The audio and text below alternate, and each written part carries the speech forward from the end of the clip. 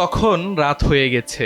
হঠাৎ খালেদা জিয়া বললেন, প্রয়াত স্বামী শহীদ প্রেসিডেন্ট জিয়াউর রহমানের কবর জিয়ারত করবেন। পূর্বের কোনো শিডিউল বা ঘোষণা ছিল না কোনো দলীয় কর্মসূচিও। তখনও অসুস্থই তিনি। জীবনের ঠিক কোন স্মৃতির কথা তার মনে পড়েছিল তাও অজানা। দলের নেতাকর্মীদের ডাক দিয়ে বললেন শেরেবাংলা নগরে জিয়াউর রহমানের সমাধিস্থলে যাবেন। তড়িৎ গতিতে ব্যবস্থা করা হয় সবকিছু।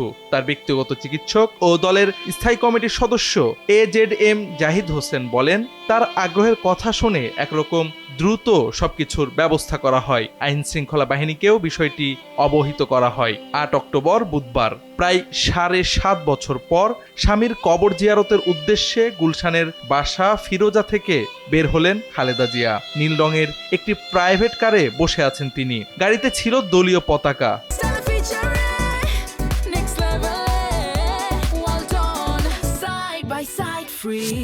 রাত ১১টার দিকে পৌঁছালেন শেরেবাংলা নগরে জিয়াউর রহমানের সমাধিস্থলে। গাড়িটি এসে দাঁড়ালো ঠিক জিয়াউর রহমানের কবরের সামনে।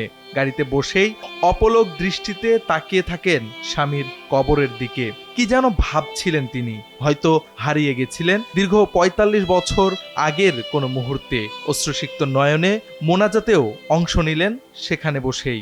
এটাই ছিল শেষ জিয়ারত। এরপর আর সুযোগ হয়নি জিয়ারতের। এর কয়েকদিন পর সশস্ত্র বাহিনী দিবসের অনুষ্ঠানে অংশ নিতে গিয়েছিলেন সেনাকুঞ্জে। সে যাওয়াটাও হয়তো ছিল স্বামী সাবেক সেনাপ্রধান জিয়াউর রহমানের স্মৃতিচারণের কোনো অংশ হিসেবেই। এরপরই অসুস্থ হয়ে পড়েন তিনি।